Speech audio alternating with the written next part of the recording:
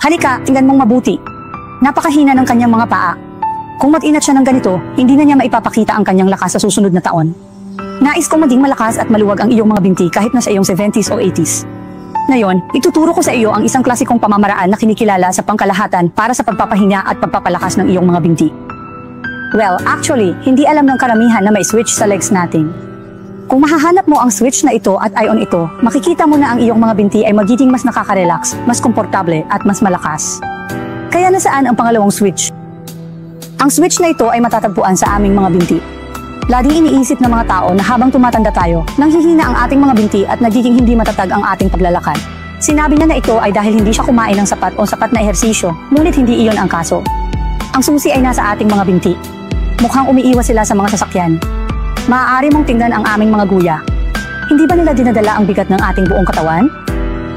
Higit pa rito, ang karamihan sa mga contraction na ito na umuubos ng enerhiya ay ginagawa ng ating mga kalamnan sa guya. Sa paglipas ng panahon, ang sirkulasyon sa aming mga kalamnan ng guya ay maaaring maging masikip at pilitin na humahantong sa pagtaas ng pagkapagod at pagkapagod. Mapapansin mong lalong bumibigat ang iyong mga binti. Kaya, hayaan mo akong tanungin ka, kapag naglalakad ka, ang iyong mga hakbang ay tila lumiliit at lumiliit. Nahihirapan ka bang iangat ang iyong mga paa? Nahihirapan ka rin bang pumunta sa banyo sa bahay o umakyat at bumaba ng hagdan? Tama, maaari mong bigyang pansin ito. Kung ang iyong mga binti ay humina, madali kang mahulog sa iyong pang-araw-araw na buhay. Sa paglipas ng panahon, mapapansin mo ang parang uod na pananakit sa likod ng iyong mga binti, pulikat, pananakit at pamamanhid. Iyon mismo ang ginagawa ko. Kaya ano ang dapat kong gawin? Hindi mo kailangang mag-alala masyado. Sa totoo lang, ang problema ay medyo simple. Relax lang at i-unblock ang iyong mga guya at lahat ng problemang ito ay natural na malulutas. Ngunit pakitandaan, hindi ito nangangahulugan na dapat kang gumastos ng malaking halaga sa mga serbisyo ng masahe o kumuha ng mga suplemento tulad ng ginagawa ng maraming tao. Malalaman mo na pagkatapos gumastos ng maraming pera sa bahaging ito, hindi pa rin ito nakakatulong.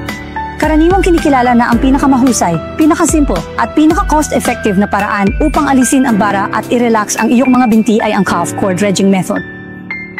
Ngayon, ituturo ko sa iyo ang klasikong pamamaraang ito ng libre. Ito ay para sa walang ibang dahilan kung hindi ang mayroon akong mga magulang at lolo't lola sa bahay. Sana mas marami pa sa ating mga tiyuhin, tiya at lolo't lola ang matuto ng paraang ito at makinabang dito. Kaya pagkatapos mong matutunan ito, huwag mo itong kalimutan. Dahil ito ay isang mahusay na paraan, ibahagi ito sa iyong pamilya at mga kaibigan at isagawa ito sa kanila, okay? Okay, Tito, kailangan muna nating maghanda ng isang klasikong maliit na tool na tinatawag na Meridian Dredging Wheel. Kung wala ka sa bahay, maaari tayong bumili nito sa isang malaking supermarket sa halaga ng isang mangkok ng noodles. Pagkatapos mong maging handa, ano ang dapat mong gawin? Habang nakaharap pababa ang siwang, ilalagay natin ito sa ating mga binti at igulong ito pataas at pababa. Sa pamamagitan ng paraan, ito ay talagang medyo mabuti. Mararamdaman mo ito habang ginagawa mo ito. Ang presyon sa iyong mga kalamnan ng guya ay agad na pinakawalan at ang iyong buong binti ay nakakaramdam ng hindi ka panipaniwalang nakaka-relax at komportable. Ngunit narito ang isang salita ng pag-iingat. Kung mas masikip ang iyong mga kalamnan sa guya, mas masakit ang iyong mararamdaman kapag ginagawa ang ehersisyo na ito. Medyo masakit, di ba? Hindi bale, dahil kung ipagpapatuloy mo ito, unti-unting mawawala ang paninigas, pananakit at pagod na naipon sa iyong mga binti sa buong maghapon. Ang ginhawa at kadalian ng aming mga binti ay bubuti.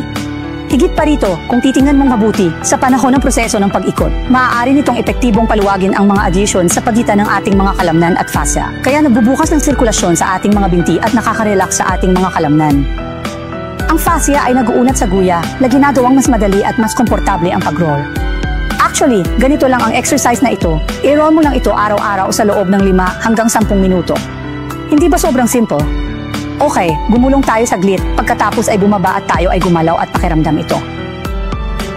Paano ang pagtapak ng iyong mga paa? It's said, mas komportable sa pakiramdam, di ba? Gumawa ng iba at tingnan. Hindi ba mas madali? Madali lang. Oh, compression. Napakaswerte na nakilala kita. Itinuro mo sa akin ang bilang.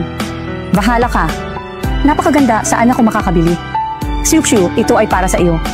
Pag-uwi mo, tandaan magsanay araw-araw. Kung sa oras na iyon ang iyong pamilya at kaibigan ay nangangailangan din ng parehong silent missing wheels, maaari mong hilingin sa kanila na direktang mag-click sa aking avatar kung saan mayroong window ng produkto. Nagkataon na ang tagagawa ay may promosyon kaya ito ay napaka-epektibo.